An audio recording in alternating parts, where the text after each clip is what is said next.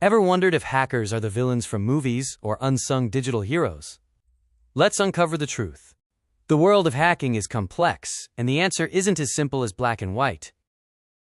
Hacking is a skill, and like any tool, its impact is defined by the intention behind its use.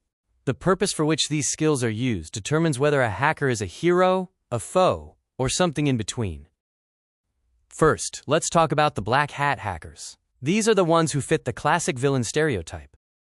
Black hat hackers are cybercriminals who exploit vulnerabilities to steal data for financial gain or personal revenge. They are the digital bank robbers, causing billions in damages and posing significant threats to individuals and organizations alike. On the other side of the spectrum, we have the white hat hackers, our digital knights. These ethical hackers use their skills to find and fix vulnerabilities, but always with permission from the system owners.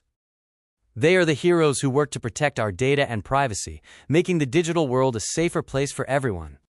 Then there are the gray hats, a more ambiguous group. Gray hat hackers break into systems without permission, but their intention isn't malicious. They often aim to uncover flaws. They act as digital vigilantes, finding a flaw and reporting it to the company, sometimes even for a fee. While their methods can be illegal, their intent is not evil. So are hackers heroes or foes? The answer depends entirely on their intentions. The skill itself is just a tool. It's the purpose behind the action and what's in their heart that truly defines them. Stay one step ahead of the bad guys. Visit briansolidarios.com for more cybersecurity tips.